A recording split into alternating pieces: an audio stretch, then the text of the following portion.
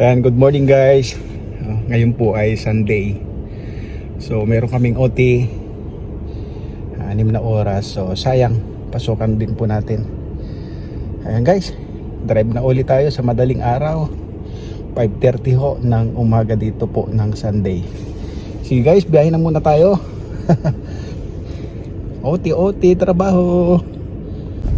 So ayun guys, on the way na ho sa ating trabaho. At sabi ko nga po kanina, ayan may OT po, kaya ating pong papasukan 6 hours.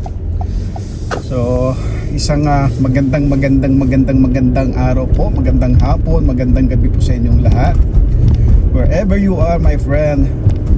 Ayan, magandang umaga po. Dito naman po ay umagang kay gandang madilim pa. Madilim pa oh. Nag-adjust na po kanina ng aming time dito.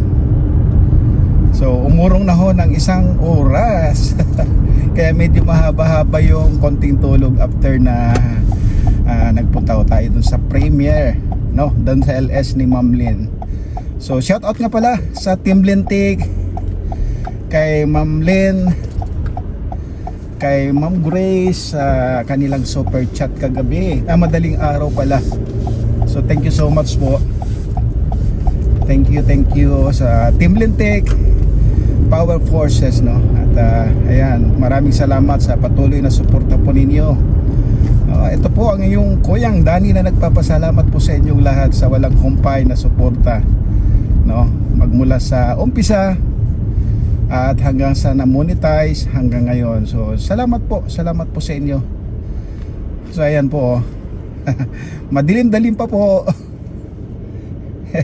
Sayang din naman ang OT. Double pay pag Sunday, kaya yon, sayang na sayang kung hindi mo papasukan mga kaibigan ko sa YT. So medyo malamig-lamig. Tumigil pa ng sandalian ng snow. Halos 1 linggo na hindi nag-snow ngayon. Pero mamaya po may forecast na mag-i-snow na naman 80%. So sigurado mga kaibigan ay tayo po ay uulanin na naman ng snow. Ayan po. Alam ko magsisimula po yata ng mga 1 o'clock yung forecast po sa pagbuhos po ng snow. Ayan o, sumadlim-dilim, kukunti ang sasakyan guys. Nagbabagal yung nasa unahan, hindi siguro nagmamadali.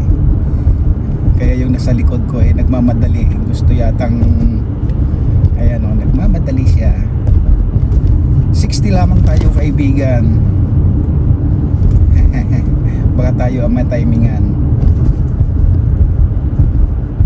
Alam mo naman, pag madaling araw dito ay marami rin hong nagbabantay, sapagkat alam nila ay galing sa mga kasiyahan ng mga ibang mga kababayan ho natin na nandito. Siyempre yung panahon, halimbawa Sabado may konting pinuntahan na kaligayahan, ibig sabihin party. So ganun po dito. Tsaka bawal mag-drive pag lasing. Dahil napakalaki ho ang multa pagka ikaw po ay impaired driver na huli ka. Yun guys, madilim pa.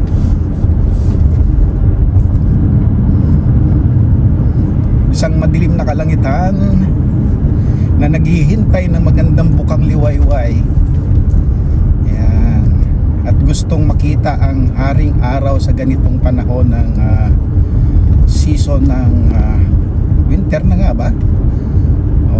Winter na kasi nagsimula na nagbuhos ng snow nung nakaraang linggo.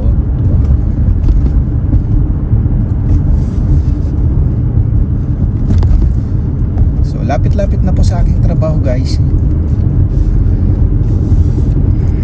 Alas 6 po yung pasok ko namin. So malapit lang naman sa trabaho ko po yung bahay, mga around 7 minutes, or pag medyo maganda-ganda takbo 5 minutes. Ganun po guys ang travel time magmula dun sa bahay hanggang dito sa trabaho guys. So again, happy blessed Sunday po sa inyong lahat. Ayan.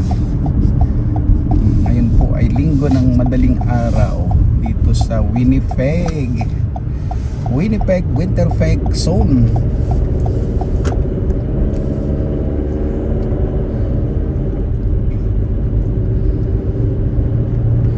Yung mga ibang puno dito guys hindi pa natatanggal ng mga dahon. Ewan ko kung ano. Siguro pagdating ng pagbuhos na ng makakapal na snow talagang sasama na rin sa paglaglag yan kasi natuyo na yung mga dahon. Pero mga iba hindi pa nga ako na huhulog sa lupang tuyo.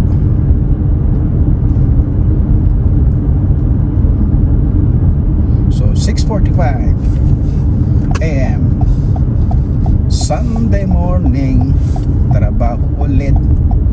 Mamayang alas 7:30 papasok na naman tayo.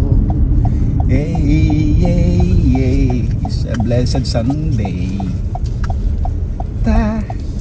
Ayan, nandito na po ako sa aming trabaho guys. Konti ang sasakyan kasi Sunday. So yung mga mag-overtime lang, yung mga importanteng tapusin ho sa araw na ito para po kailangan maisip na po ng company.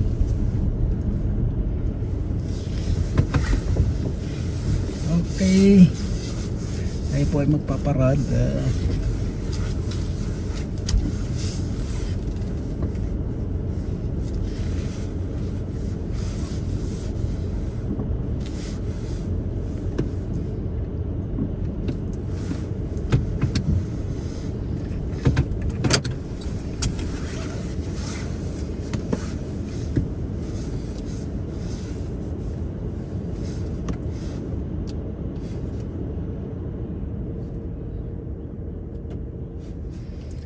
Okay, hanggang dito na muli guys. At yan, maraming salamat Lord sa biyahe na safe po na nakarating dito po sa trabaho.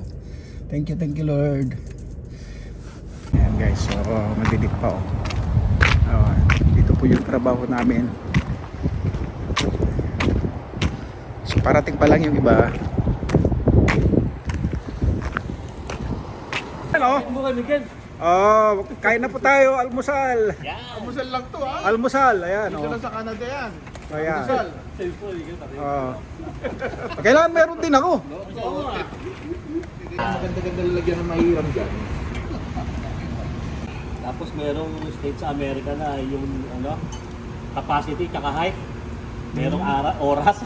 May oras na kakapasok ka. Pero ito na kaya mo. Yung truck na dala mo. So ayan guys, tapos na po ang trabaho. Uuwi na naman po tayo. So ngayon po alas 12 na po ng tanghali.